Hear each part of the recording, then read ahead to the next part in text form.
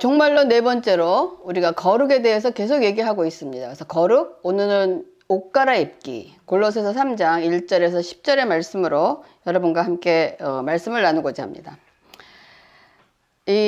정말로 지금 이 네 번째를 하면서 그리스도인의 삶은, 이 종말을 살아가는 그리스도인의 삶은 최우선으로 이 거룩함의 기초를 다지고 거룩함을 살아나야 한다고 이제 지금까지 그 말씀을 드렸습니다. 그러니까 거룩한 삶이라는 것은 변화되는 삶, 성화라고도 말하면서 성화는 실제적으로 우리의 행위를 통하여 나타나게 되어 있습니다. 그래서 우리는 몸과 더불어 몸을 통해 살고 있기 때문에 현실적 성화는 필연적으로 몸 안에서 그리고 몸을 통해서 이루어지게 되어 있습니다. 여러분들이 크리스찬이라고 고백을 하더라도 다른 사람들이 여러분을 보고 저 사람이 그리스도인이구나 라고 말할 수 있어야 된다는 말이에요. 이 말이 지금 이건 어렵게 말을 해서 지금 이렇게 뭐 몸으로 산다, 뭐 몸을 통해서 나타난다 이렇게 어렵게 얘기했지만 한마디로 내가 아무리 그리스도인이라고 얘기하더라도 물론 하나님이 먼저 인정을 하실 거고 다른 사람들이 보고 저 사람이 정말 그리스도인이구나, 저런 게 예수 믿는 거구나 하는 거를 우리가 알아지게, 다른 사람들을 통해서 알아지게 되어야 된다는 말입니다. 그러므로 우리의 몸과 연관되지 않은 성화는 없기 때문에 우리의 몸을 어떻게 쓰느냐 하는 데서 저절로 드러나게 되어 있다고 지난 시간 말씀을 드렸습니다. 네, 그렇습니다. 우리는 변화되는 삶을 살아야 한다는 것을 인정하고 또 그렇게 살기를 원하지만 이게 쉽습니까? 어렵습니까? 어렵습니다. 실제 삶 속에서 변화되는 삶을 이루어 나가는 일에는 엄청난 우리 안에 뭐가 있냐면 갈등지대가 있습니다. 이게 그냥 쉽게 이루어지는 것이 아니고 갈등지대가 있다는 거예요. 그러나 여러분, 실망할 거 없습니다.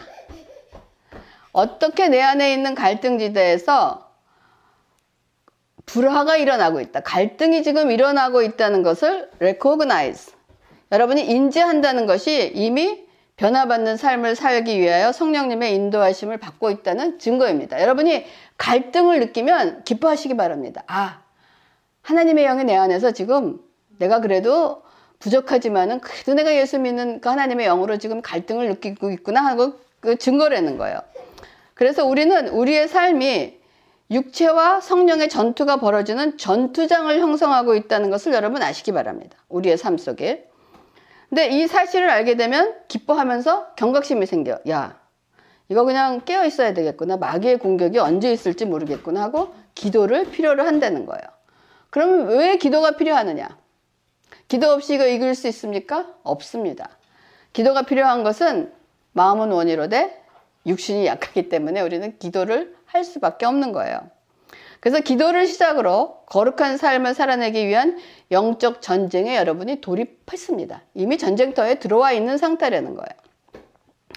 그래서 우리의 육체가 성령을 대적해서 싸우고 있는 영적 전쟁터에서 우리가 군사가 돼서 우리가 알아야 할 것은, 비록 우리가 이 땅에 여기서 전쟁터에서 전쟁을 하고 있을지라도 우리는 이 땅에 속한 군사가 아니라는 거예요.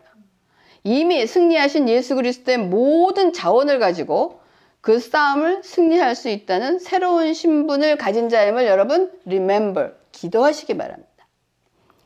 여러분이 기억하시기 바랍니다. 그래서 예수님께서는 제자들에게 뭐냐면 너희가 세상에서는 환난을 당하나 담대하라. 내가 세상을 이겼다라고 얘기하셨어요. 또 바울 사도도 우리 주 예수 그리스도로 말미암아 우리에게 승리를 주시는 하나님께 감사한다라고. 또 모든 일에 우리를 사랑하시는 이로 말미암아 우리가 이기는데 어떻게 이기느냐? 넉넉히 이긴다고 성경은 곳곳에서 우리가 승리할 수 있다고, 승리한 싸움을 싸우는 것이라고 곳곳에서 얘기하고 있다는 것을 여러분 remember, 기억하시기 바랍니다. 그래서 변화되는 삶을 살기 위한 영적 전투에 임하는 전략으로서 내 안에 육체와 성령 사이에 갈등지대에 불화가 있다는 것을 여러분 recognize 하게 되면 그 다음에는 여러분이 신분이 내가 어떤 사람인가, 어떤 신분인가를 여러분 remember 할 수 있기를 바라겠습니다. 그러면 recognize 하고 remember 하고 난 다음에 다음 단계는 나에게 주어진 부르심, 곧 성령의 인도하심을 따라 살면서 육체의 욕심을 충족하지 말라는 하나님의 말씀을 자꾸 realize, 깨닫게 되는 거예요. 여러분이 깨닫기를 시작을 해야 되는 것입니다. 그래서 로마서 13장 14절에 오직 주 예수 그리스도로 옷 입고 정욕을 위하여 육신의 일을 도모하지 말라라고 얘기하고 있습니다. 우리는 날마다 그리스도를 붙잡고 이렇게 하는 것을 배우고 살아야 됩니다. 여러분, 육신의 일을 생각하지 않고 바라지 않는 것이 성숙하는 그리스도인을 위한 핵심 모토가 되는 것입니다.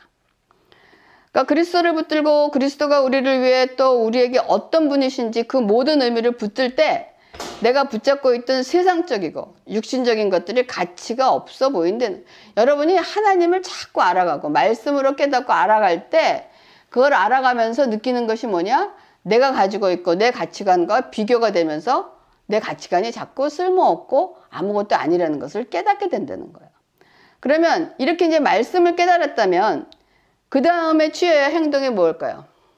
리얼라이즈 하고 리멤버 하고 난 다음에 깨닫고 난 다음에 어떻게 해야 돼? 무슨 일이 있을까요? 레코그나이즈 하고 그 다음에 리멤버 했어요. 그 다음에 아 그렇구나 하고 리얼라이즈 했어요. 그 다음에 오는 반응은 뭘까요? 실행. 그렇죠. 실행해야 되니까 응답해야 되는 거예요. 응답하라. 1988처럼 리스판드 해야 되는, 거기에 대해서 우리가 리스판드 해야 되는데 성령께 민감하게 응답하는 것이 굉장히 중요합니다. 그래서 로마서 18장 14절에서 15절에 무릇 하나님의 영으로 인도함을 받는 사람은 곧 하나님의 아들이라. 너희는 다시 무서워하는 종의 영을 받지 아니하고 양자의 영을 받았으므로 우리가 아빠, 아버지라 부르짖느니라 라고 하고 있습니다. 그러면 하나님의 영으로 인도함을 받는다는 것은 성령님의 인도하심을 받는다는 것으로, 여러분 성령님의 인도하심을 받은 자들은 하나님의 자녀가 되어 하나님 가정에 속한 가족이 됐다는 것입니다. 그럼 하나님 가정의 가족이 해야 될 일은 뭘까요? 그 가정에 가족이 됐으면 하나님 가정의 생활 방식에 맞지 않는 우리의 삶의 방식을 자꾸 벗겨내는 법을 보여야 된다는 것입니다. 이것이 성령의 인도함을 받는다는 말의 의미입니다. 여러분이 성령님의 인도하심을 받는다는 거, 이건 무슨 뜻인가 뭐 어렵게 생각할 거 없고, 하나님의 집에 속했으면 하나님의 가정으로 그 가정에 속해 있는 방법으로 그 가정의 방법을 따라가는 거야. 그러면 내 방법을 벗어버리는 일이 성령님의 인도하심이라는 거예요. 그럼 이렇게 되면 우리는 성령께 민감해지기 시작하면서 우리는 어떤 일이든지 가족의 이름에 수치가 되는 일을 모두 피하게 됩니다. 그렇죠? 아버지 얼굴에 먹칠하는 일은 하지 않는 거예요. 이게 그리스도인이 거룩해지는 삶을 사는 거란 말이에요. 아버지가 누구예요? 하나님이잖아. 하나님 얼굴에 먹칠하는 일을 자꾸만 우리가 안 하고 벗어나는 일을 하는 거예요. 그래서 이렇게 옛사람의 성품을 양파 껍질 벗겨내듯이 한 껍질 한 껍질 벗기면서 늘 자신에게, 여러분 자신에게 묻고 대답하면서 행하는 질문이 있습니다. 여러분이 무슨 질문을, 모든 삶을 살면서 여러분 자신에게 어떠한 질문을 해야 되는 질문이 뭘까요? 나의 삶이, 내 삶이 이것이 주를 기쁘시게 할 것이 무엇인가 시험하여 보라는 오늘 이번 달에 주셨던 에베소서 5장 10절의 말씀. 어떻게 하는 것이 주를 기쁘게 하는 걸까를 find out 하려는 거예요. 이것이 나의 행동의 결정의 기준이 돼. 여러분이 어떤 일을 결정할 때 아, 이 일이 하나님을 기쁘게 하는 건가? 하나님을 기쁘지 않게 하는 건가? 그것이 결정이 된다는 거예요. 그렇죠? 찬호도 어떤 일을 할 때 하나님이 기뻐하실까? 하나님이 기뻐하지 않으실까? 그거를 생각하고 결정해야 된다는 거예요. 아멘? 그러면 하나님의 기뻐하심이 나의 행동에 결정하는 기준이 돼야 되는 이유는 뭘까요? 응? 하나님의 사람이니까. 하나님의 사람이니까 그렇게 해야 된다 그러면 그래도 좀 부담이 없습니다. 왜? 결정하면 결정에 따르는 일이 뭐가 있습니까? 결과가 옵니다. 왜냐하면 나의 행동이 뿌린 대로 결과를 거두기 때문이라는 거예요. 갈라디아서 6장 7절과 8절입니다. 스스로 속이지 말라. 하나님은 업신여김을 받지 아니하시나니 사람이 무엇으로 심든지 그대로 거두리라. 자기의 육체를 위하여 심는 자는 육체로부터 썩어질 것을 거두고 성령을 위하여 심는 자는 성령으로부터 영생을 거두리라 라고 얘기하고 있습니다. 지금 우리가 하고 있는 이 영적 전쟁은, 싸움은 어쩌면 지속적입니다. 우리 죽을 때까지 해야 돼요. 이건 장기적이에요. 그 때로는 지루하기도 합니다. 그래서 이거 싸우고 있는 것인지 아닌지도 어떨 때는 모르고 지나갈 때도 있어. 그리고 어떨 때는 조금도 진전이 되는 것 같지 않은, 그렇게 느껴질 때도 있단 말이에요. 하지만 우리는 순간순간 여러분의 생각과 행위에 마지막에 거둘 궁극적인 열매가 무엇일까를 늘 질문하고 생각하고 행동해야 된다. 그렇기 때문에 눈앞에 보이는 이익에 여러분 혹하지 말고 늘 멀리 내다보며 생각하는 것이 얼마나 중요한 것을 잊지 마시기 바랍니다. 이것을 제일 잘 보여줬던 사람이 누굽니까? 다윗이에요. 다윗이 자기 앞에 있는 그 현재의 생각, 자기의 감정과 이거를 만족하는 일을 하지 않고 자기를 죽여가면서 먼 훗날을 내려보면서 결정했던 일이, 다윗이 왕이 돼서 연합할 수 있는 나라를 갖출 수 있었던 나라가 바로 그거의 이유였던 거예요. 그래서 우리의 삶을 여러분이 생각하고 행동하는 모두 하나가 지금 뭐냐면 성령께 우리가 씨를 뿌리고 있다는 거 잊지 마시기 바랍니다. 그러나 최종 추수는 아직 멀어서 우리 시야에 들어오지 않지만 때가 되면 반드시 거두게 된다는 거 법칙입니다. 그러니까 성령께 씨를 뿌리는 자는 영생의 열매를, 육신의 씨를 뿌린 자는 썩어질 것을 거두게 되어 있다라고 얘기하고 있습니다. 그래서 다시 한번 여러분, 우리의 recognize, 인식하시기 바랍니다. 아, 내 삶이 내 육신과 영적 전쟁터구나. 근데 기억하시기 바랍니다. 나는 하나님께서 주신 새 신분을 가진, 이미 이기신 싸움을 하는 그런 하나님의 새 사람으로 이긴 싸움을 하는 군인이라는 걸 여러분 리멤버 하시고, 그 다음에 하나님의 말씀으로 깨닫기 시작을 해야 되는 거예요. 그러고 난 다음에 깨달았으면 빨리 그것에 응답하시고, 그 응답이 결국은 거두는데 우리의 열매를 맺게 된다는 것이, 이것이 어떻게 보면 우리가 거룩한 삶을 사는 어떤 원리와 방법이라고 말할 수 있겠습니다. 이것이 그리스도인다운 삶을 사는 방법 중에 하나라고 여러분께 말씀드리겠습니다. 그러면 지금까지 말씀드린 것을 조금 구체적으로 풀어서 말씀을 조금 더 드려보겠습니다. 우리의 옛 성품을 양파 껍질 벗기듯 하나씩 벗기라고 하는, 도대체 그것이 무엇인가? 여러분, 양파 껍질 벗겨보셨어요? 쉬워요? 뭐 한두 개는 벗는데 괜찮은데, 깎다 보면 어떻게 하면 눈물이 나죠. 그렇죠? 눈물이 앞을 가려서 껍질 벗기는 일도 그렇게 쉽지 않습니다. 우리의 옛 성품을 버리는 일도 여러분 만만하지 않습니다. 그것이 양파 껍질이라고 비교할 수도 없어요. 이렇게 만만하지 않은 옛 성품을 여러분 버려야 하는 이유는 또 뭘까요? 아까 하나님의 자녀가 되는, 하나님의 가정의 가족이 돼서 일원이 됐기 때문에 나의 그 생활 방식을 버려야 하듯이, 우리의 옛 성품을 버려야 하는 이유는 무엇일까요? 왜냐하면 우리가 그리스도 안에서 새 신분을 받았기 때문에 새 신분에 맞는 옷을 갈아입기 위한 겁니다. 그래서 에베소 4장 22절과 24절에 너희는 유혹의 욕심을 따라 썩어져가는 구습을 따르는 옛사람을 벗어버리고 오직 너희의 심령이 새롭게 되어 하나님을 따라 의와 진리의 거룩함으로 지음을 받은 새 사람을 입으라라고 얘기하고 있습니다. 여러분, 우리가 거룩함에 대해서 계속 얘기하고 있는데 이 거룩함이 중요한 것은 여기 뭐라고 해야 되나? 거룩함으로 지으심을 받은 새 사람을 입으라라고 얘기하고 있어요. 우리가 입을 새 옷은 거룩함이라는 옷이랍니다. 이 거룩함의 옷을 입기 위해서는 썩어져가는 구습을 따르는 옛사람을 벗어버리라는 거예요. 그러니까 썩은 냄새가 나는 옛사람의 옷을 벗으라는 것입니다. 우리가 아무리 향수를 뿌리고 나가도 그 옛사람의 모습은 아주 썩은 냄새가 난다는 거예요. 그럼 옛사람의 옷은 어떤 옷일까요? 우리들은 일반적으로 옷을 세 겹으로 입습니다. 그쵸? 맨 속옷 입죠. 그 다음에 지금 이렇게 제가 입은 이런 기본 의복을 입습니다. 그리고 겉옷을 하나 걸칩니다. 이렇게 일반적으로 세 부분으로 옷을 입는데 어느 옷부터 버릴까요? 겉옷부터 버릴까요? 일반 의복부터 버릴까요? 어느 옷부터 버려야 될까요? 속옷부터 버려야 돼요. 썩은 냄새 나는 옛사람의 옷은 속옷부터 버려야 돼요. 속옷이란 가장 깊숙이 있으면서 보여지지 않는 옷인 것처럼 마음속에 은밀하고 개인적인 삶에 속한 옛 생활의 방식의 차원이 있는 것이 가장 속에 있는 것입니다. 자, 골로새서 3장 5절에 그러므로 땅에 있는 지체를 죽이라. 곧 음란과 부정과 사욕과 악한 정욕과 탐심이니 탐심은 우상 숭배라 라고 지금 바울이 얘기하고 있는데 참 강력합니다. Put to death. 죽으라는 거예요. 땅에 속한 본성은 뭐냐? 다 죽이라는 것입니다. 이 골로새서에서 기록된 땅의 본성이 점점 점진적으로 나열되고 있습니다.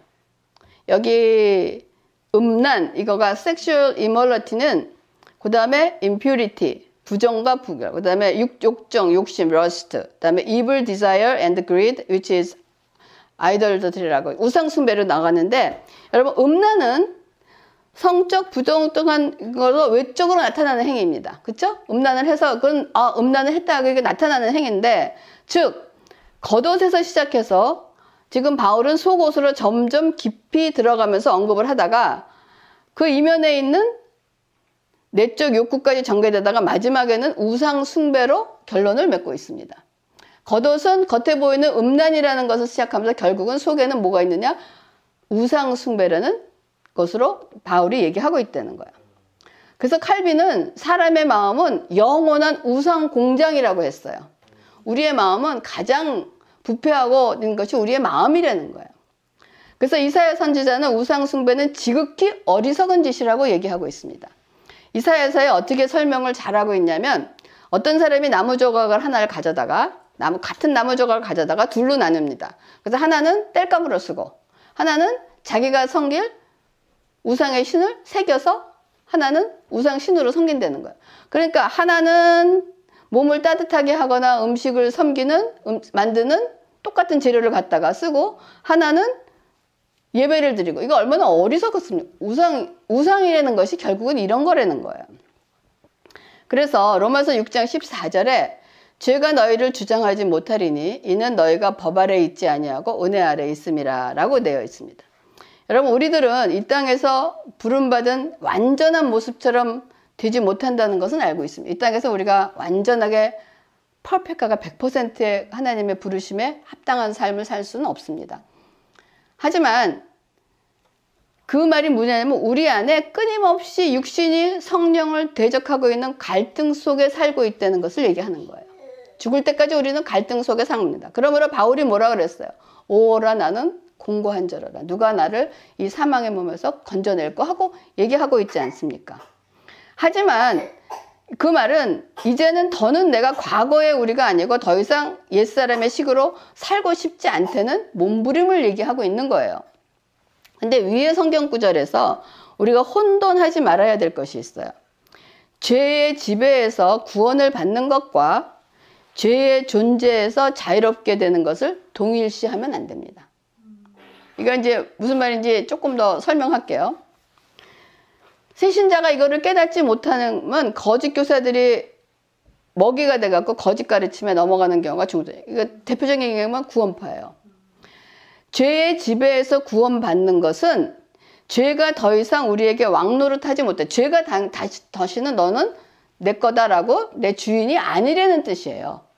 아니라는 뜻이지, 네가 죄로부터 완전히 자유롭기 때문에 이제부터는 아무렇게 살아도 너는 죄 짓지 않는다는 의미가 아니라는 거예요. 근데 구원파는 그렇다라고 가르치고 있는 거예요. 똑같이 동일시하고 있다는 거예요.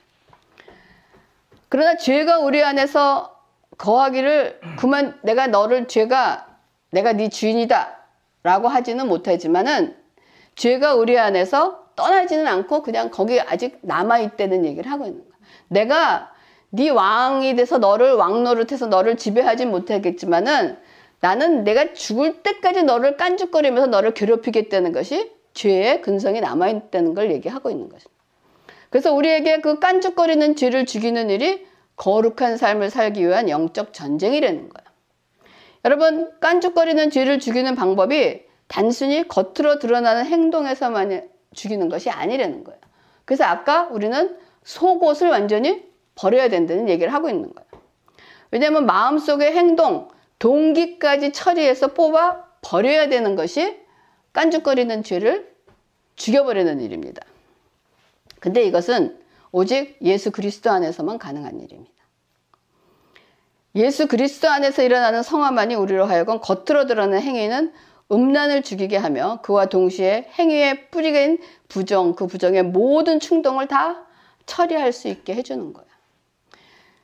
여러분, 성범죄 하는 사람들 가서 죄를 짓고 나와서 뭐 발목에다가 이거를 차더라도 겉옷은 벗어버리고 죄가를 치르고 하지만 됩니까?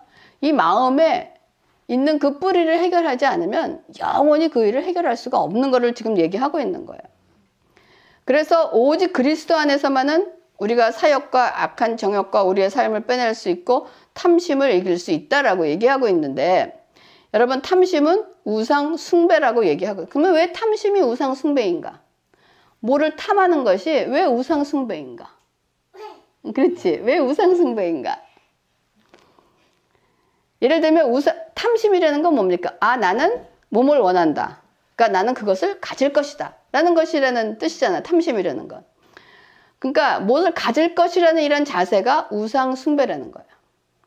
이런 자세의 근본 원인이 뭐냐? 자기 숭배고 나 자신을 위한 거고 자신의 욕망을 채우는 것이라고 얘기하기 때문에 탐심이 우상 숭배라고 얘기하는 것입니다. 그래서 예수님께서 우리를 자기를 부인해야, 매일매일 네 자신을 부인해야 산다라고 얘기하고 계신 것입니다.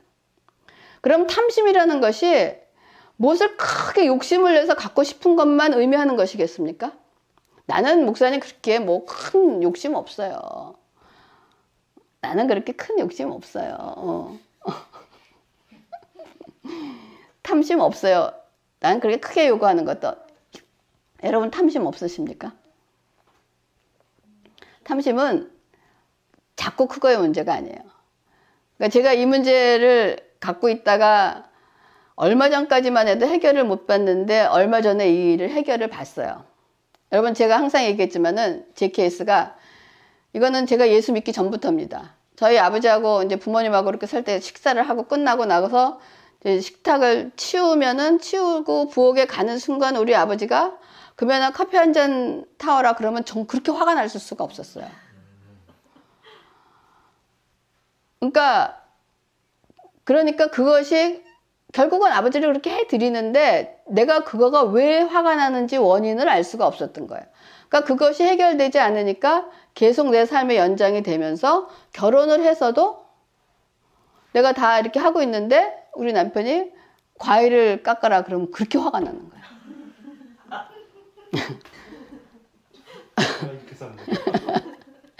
근데 그 왜 화가 나는지, 그래서 그러면 내가 과일을 깎는 일을 별로 좋아하진 않아요. 근데 과일을 깎는 일이 싫어서 화가 나는 것일까? 아니면 똑같은 남자 여자인데 그러면 자기는 밥 먹고 났는데 그럼 와이프한테 다 치우는데 그 하라고 의자에 앉아서 타고 오라는 명령하는 그것이 싫어서 그런가? 그것도 아니라는 거예요. 그 과일을 해가지고 하는 것 자체가 아닌 건데, 그거가 나는 근본적인 원인을 언제 알았냐 하니까 이게 탐심은 곧 우상숭배라고 하는 건데, 왜 내가 화를 내냐면 난 내가 하고 싶은 내 행동 추락에서 내 시간대에 내가 하고 싶은 일을 내가 하고 있는데 중간에 추락이 들어오는 거야. 나는 이 계획으로 따라서 이런 일을 하고 있는데 이 사람이 들어와서 너 이거 해. 조금만 있으면 깎아줄 텐데. 조금만 내 시간 했는데 네가 들어와서 내가 하고 있는 일을 이래라 저래라 하고 있는 것에 받는 게 싫은 거야. 그러니까 결국은 그게 뭡니까? 내 뜻대로 내 마음대로 하고 싶은데 누가 나를 태클에 걸어오니까 거기서 화가 나는 거예요. 그러니까 하나님 보시기에는 그것이 뭐냐? 탐심이고 네 자리가 네 맘대로 하겠다는 우상이고 하나님 앞에는 커다란 죄입니다. 그냥 뭐 아버지가 커피 타오라 그래서 커피 타는 게 싫어서 그게 그럴 수도 있지. 뭐 과일 깎아오라는 게 그게 아니고, 하나님은 그거를 보시는 게 아니고 네 마음속에 모든 거를 내 마음대로 하고 싶은데 이 자아가 있다는 거예요. 거기에 누가 이거 쳐서 들어오니까 그것이 뭐 과일을 깎는 일이든 커피를 타는 일이든 뭐 운전을 하는 일이든 상관없습니다. 크든 일이든 작은 일이든 화가 나는 게, 네가 화가 나는 이유가 뭐냐? 하나님이 너는 네 인생을 네 맘대로 하고 싶다는 것이 네 주인이라는 거야. 근데 이거를 깨달고 났는데 언제선가부터는 김 목사님이 저기 밥 먹고 나서 과일 깎아 달라 그러는데 받아가 안 돼요. 내 마음이 안정이 되고 그거에 대해서 그렇게 화가 나거나 막 짜증이 나거나 하는 일이 없다는 거예요. 그게 뭐냐? 내 안에 있는 속옷이 완전히 가려지고 뽑혀졌다는 것을 얘기하고 있습니다. 그러니까 여러분, 하나님은 이렇게 사소한 일이라도 하나님은 걸러내신다는 거예요. 무슨 뭐 탐심이라 그러고 남의 것을 뭐 훔쳐갖고서 뭐 도둑질을 해서 뭐 이것만 보시는 것이 아니고 아주 작은 사소한 것도 하나님은 걸러내신다는 거 여러분 잊지 마시기 바랍니다. 그러므로 우리들은 육체와 함께 그 정욕과 탐심을 매일매일 십자가에 못 박고 날마다 우리 어깨에 십자가를 지고 우리 자신을 부인해야 되는 이유가 바로 여기 있는 것입니다. 왜냐하면 겉옷은 그래도 그럴듯하게 보일지 몰라요. 그렇죠? 이것은 겉으로 드러나는 행위 문제가 아니라 내면의 경건과 행동의 동기의 문제가 있기 때문이라는 것입니다. 저는 겉옷은 그냥 이렇게 쫙 입고 누가 뭐 일하고 있는데 아 목사님 뭐 해주세요 그러면 네 하고 해주겠죠. 그럼 사람들은 보면은 아 우리 목사님은 참 순하고 참 그리스도인 같다라고 얘기하는데 내 속에서는 화가 나는 거지. 시키고 있지. 하지만 겉으로는 내가 왜? 목사니까. 네 하고 있다는 거예요. 사람들은 내 겉옷을 보고 나를 착각하고 일지 모르지만 하나님은 아니라고 얘기하신다는 거예요. 주님은 항상 우리의 동기를 보신다는 거예요. 그러므로 우리들은 남이 모르는 사이에 나 자신의 개인적인 삶에서 남들에게 보이지 않는 나의 마음속에 아주 깊은 후미진 곳에서 그리고 몸을 사용하는 방식에서 우리는 옛 생활 방식을 벗어버려야 된다.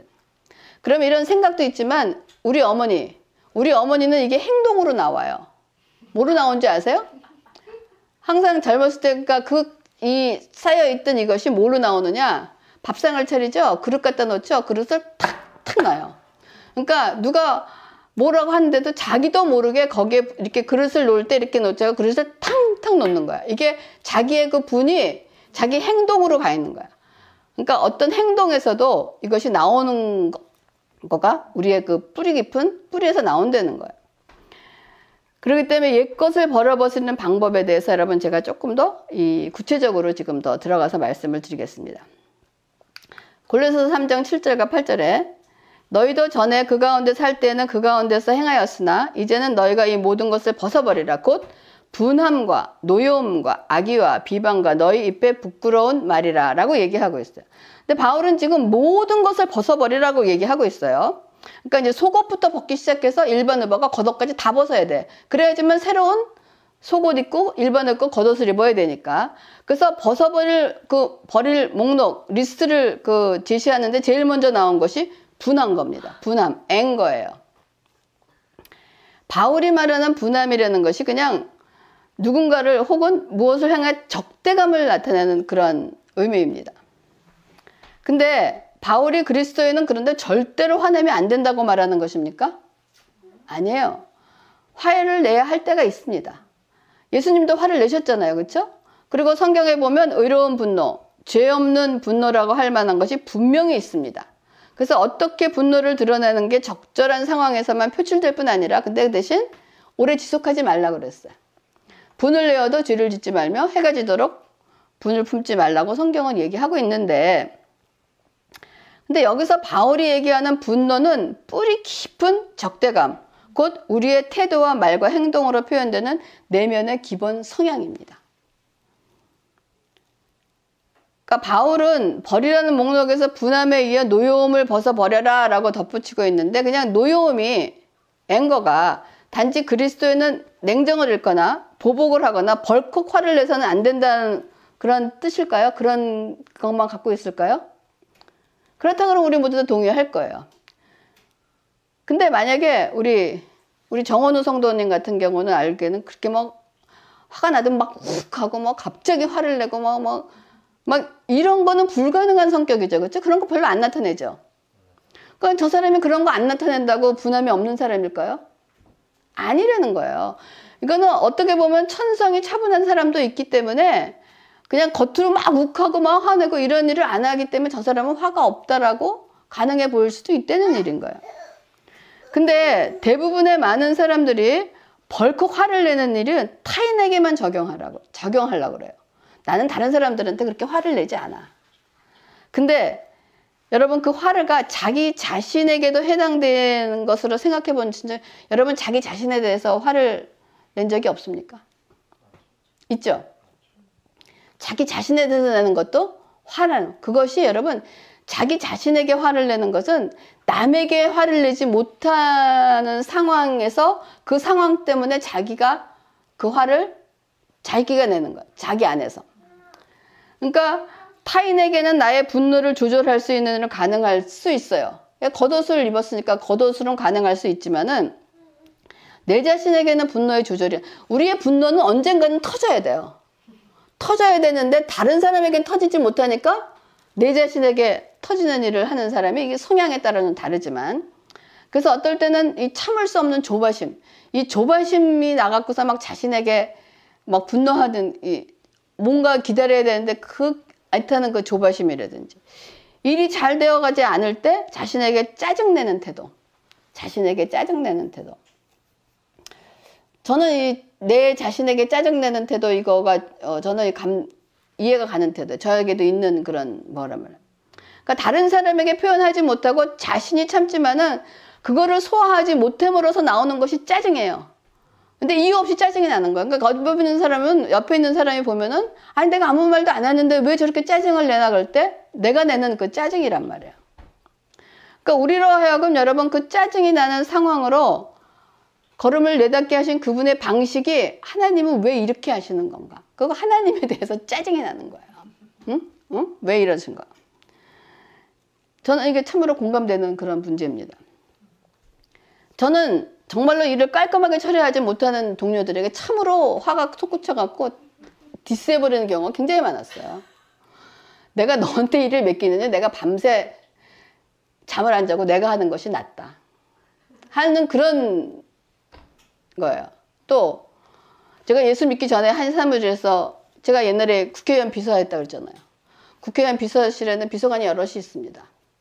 그 비서관이 하도 일을 못해서 제가 뭐라고 한지 아세요? 넌 그 머리를 여기에 왜 왔냐라고 얘기했어요. 그러니까 이거는 참으로 회개할 일이에요. 이거 참으로 엄청난 제가 옛날에 그런 사람이었어요. 이거는 그리스도를 닮은 모습도 아니고 옛 생활 방식이기 때문에 버려야 할 필요가 절대적으로 있는 그런 거였습니다.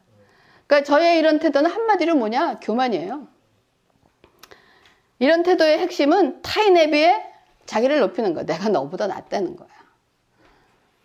근데 이것은 정말로 다른 사람보다 잘난 것이 아니라 잘나서 잘난 것이 아니라 이 옛사람 속에 뒤틀리고 왜곡된 삶에서 나오는 표현 방식이라는 거예요. 그러니까 더 깊숙이 숨겨져 자리 잡고 있는 왜곡된 감정을 처리해야 된다는 거예요. 근데 이거는 아무도 못 고쳤습니다. 저희 부모가 저를 고쳤느냐? 못 고칩니다. 아무도 저를 고치는 사람은 아무도 없었어요. 제가 아니에요. 당신도 아니에요. 근데 성경의 교만은 멸망의 선봉이라고 되어 있습니다. 멸망하려면 교만하면은 멸망의 길로 가는 거예요. 그러니까 계속 말씀과 하나님의 사람이 되다 보니까 깨달은 게 뭐냐? 내가 정말 잘난 사람이 아니라는 것을 내가 이거를 고칠 수 있는 것은 내가 스스로 내가 잘난 것이 없다는 것을 깨닫게 될 때 하나님 앞에 무릎을 꿇을 때 고쳐질 수밖에 없는 것입니다. 그리고 하나님이 제가 일하는 이 방식에 대해서 하나님 그렇게 네가 혼자 A 받는 것보다 여러 사람이 합력해서 B나 C 받는 것이 나는 훨씬 더 좋다라고 저한테 깨달음을 주셨어요. 그러니까 그런 깨달음을 받고 난 다음에 근데 사람이 그런 깨달음을 받으면 깨달음을 받자마자 변하느냐? 그렇지 않습니다. 또 그거를 받으면서도 또 변하고 세월이 지나가다가 그 세월이 지나가서 지금에야 이제 제가 그거를 녹여서 그것이 큰 빅딜이 아니라는 것을 깨닫게 되면서 이런 삶을 살아가게 된다는 거예요. 그러고 난 다음에 더 나아가서 바울은 여기 뭐냐면 너의 악의와 비방과 너의 입에 부끄러운 말을 버리라라고 얘기하고 있어요.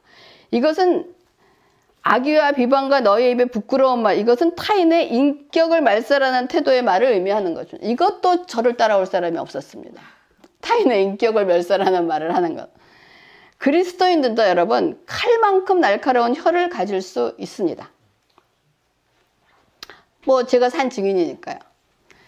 이 혀를 사용해서 누군가를 죽이든가 살리든가 무너뜨리든가 세우든가 하는 효과가 있는 말을 할 것인가? 아니면 우리들은 반대되는 일을 할 것인가? 우리의 선택인 것입니다. 씨를 뿌리는 거예요. 여러분, 그래서 우리들은 더러운 말은 입에 담지도 말라는 거예요. 악한 것은 모양이라도 버리라고. 그러니까 농담의 말이나 우스운 말이나 이런 말도 하지 말라라고 얘기하고 있는 거예요. 그래서 혀를 길들이는 일에 어느 정도 진보가 되어 있을 때 우리는 비로소 성숙한 그리스도인이 되어가는 시초라라고 얘기할 수 있습니다.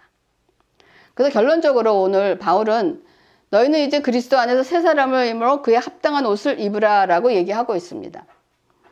우리는 그리스도를 담는 은혜로 옷을 입어야 됩니다, 여러분. 여러분, 헤세드 기억하세요?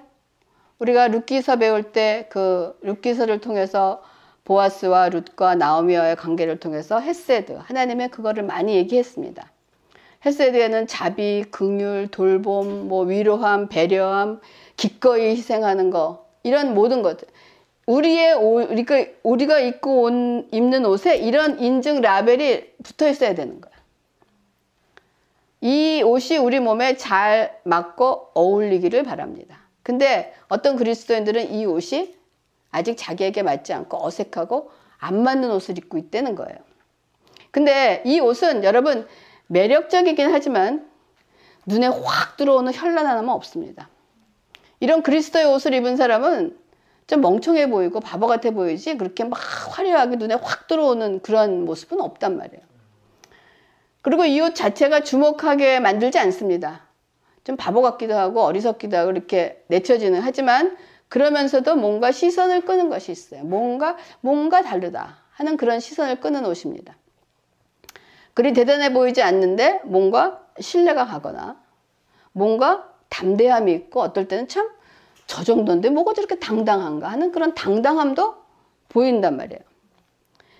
그렇기 때문에 오늘 본문은 옛 생활 방식은 죄, 우상숭배, 자아숭배가 특징이고 새 생활 방식은 예수께서 보좌에 앉아 계시면 우리가 그분을 예배하는 것이 특징이라고 지금 얘기를 하고 있는데 우리들은 그리스도 안에서 우리가 새 사람임을 이해하고 우리 삶에 맞는 새 신분에 맞지 않는 것들이 무엇인가를 알아차리게 되면서 내 죄에 대해서 여러분 자꾸 치명타를 날리시기 바랍니다. 그 자꾸 치명타를 날려갖고 자꾸 없애버려야 되는 거예요.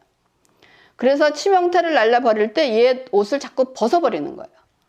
그리고 예수의 은혜로 새로운 옷을 입게 되는 것이 거룩한 삶, 변화되는 삶의 시작인 것입니다. 여러분 이것이 여러분 교회의 모습이에요. 이런 교회의 모습이 교회 밖의 사람들도 우리가 속한 공동체의 매력을 느끼게 되고 거룩한 교회는 거룩한 자석처럼 사람들을 끌어당기게 되어 있습니다. 근데 오늘날 교회가 이 역할을 못하고 있다는 것입니다. 옷을 제대로 입고 있지 못하다는 거예요. 그래서 그리스도인의 여러분 삶에서 여러분 성공하고 싶으시죠? 여러분 그리스도인에 대한 성공에 대한 인식을 올바르게 세우고 있어야 돼요. 그렇죠? 그렇죠. 그리스도인의 삶의 성공이라는 것은 자기 자신을 위해서 살거나 자기 자신을 다른 사람보다 우월하게 여긴다는 의미가 절대로 아닌 것입니다. 복음이 낳는 진짜 성공은 자기에게 집착하고 자기 이익을 추구하는 태도에서 우리를 풀어줌으로 인하여 자유함을 얻는 거예요. 여러분 그리스도인의 성공 그러면 여러분들은 마치 돈도 못 벌고 주의도 못 벌고 가난하게 살고 이런 걸 생각하는 거예요. 아니에요. 여기서 말하는 것은 자기에게 집착하지 말고 자기 이익을 추구하는 태도에서 우리로 자유함을 얻으려는 거예요. 여러분 많은 재물을 가지더라도 많은 높은 지위에 올라가더라도 그 안에서 자유함을 가지고 그것을 가지고 누리는 삶을 사는 것이 그리스도인이 말하는 성공이라는 거예요. 근데 그리스도인들이 그 일을 못하니까 자꾸 손에 쥐어지는 것이 없는 거예요. 그러니까 생각이 그리스도인의 성공이라 그러면 지질하게 살고 성공 못하고 이거 뭐 그냥 누가 그러면 이해하고 이렇게 사는 것이 뭐 인내한 것 같고 자비를 아니라는 거예요. 그래서 마침내 그리스도 안에서 여러분이 꺼리낌 없이 타인을 사랑하고 섬길 수 있다는 것입니다. 여러분, 예수님이 제자들의 발을 씻기실 때 예수님의 마음이 열등의식으로 가득 찼을까요? 안 찼습니다. 우리는 예수님과 같은 마음으로 세상에 발을 씻기는 자가 돼야 된다는 거예요. 우리는 당당하고 모든 것을 가진 사람이지만 발을 씻길 때 발을 씻기는 일로 인해서 우리가 열등의식 이런 것이 이것이 그리스도인의 삶의 성공이라는 것입니다. 저는 여러분들이 이런 삶을 살기를 원합니다. 그래서 이것이 현실이 될 때 교회 공동체는 복음의 강력한 표현이 되는 것이에요. 지금은 이제는 밖에 나가서 예수천당 불신지옥 이거 이제 안 통하는 시대예요. 그래서 우리가 이런 표현이 강력한 복음으로 표현될 때 어떤 이들은 이런 교회에 놀랄 만큼 매력적이고 흥미를 돋구는 공동체가 될 것입니다. 하지만 또 한편으로는 모든 사람들이 다 그러겠어요? 이런 매력에 은혜를 미워하거나 멸시할 수도 있습니다. 뭐 그렇게 살아. 그러나 여러분 염려하지 않으셔도 돼요. 예수님도 그렇게 사셨기 때문에. 요한복음 15장 18절에서 19절. 세상이 너희를 미워하면 너희보다 먼저 나를 미워한 줄을 알라. 너희가 세상에 속하였으면 세상이 자기의 것을 사랑할 것이나 너희는 세상에 속한 자가 아니요 도리어 내가 너희를 세상에 택하였기 때문에 세상이 너를 미워한다. 근데 요즘에 세상이 그리스도인을 미워하는 것은 저래서 미워하는 것이 아닌 거예요. 우리는 올바른 교회의 모습을 갖고 있을 때 세상에서 미움을 받게 되어 있다는, 지금 교회가 받는 그 미움이 요한복음에서 말하는 그 미움은 아니라는 걸 여러분 구분할 수 있기를 바랍니다. 그러니까 예수를 우리가 점점 더 닮아가는 사람들에게도 이런 일이 우리에게 일어나는 거예요. 그래서 교회는 이런 모습으로 다시 오실 주님을 기다리는 삶이 종말을 사는 방법입니다. 그래서 우리는 우리 자신에 대한 여러분 신뢰를 버리시기 바랍니다. 전혀 도움이 되지 않아요. 여러분 자신을 믿는 것이. 오히려 하나님에 대한 신뢰를 기르시기 바랍니다. 우리 앞길에 닥치는 시험과 유혹은 여러분 다른 사람들이 직면해야 했던 것하고 다르지 않아요. 다른 사람이 겪는 어려움과 고난이 우리에게도 닥쳐올 수 있습니다. 그렇지만 다만 우리가 기억해야 될 것은 하나님께서 우리를 포기하지 않으신다는 거.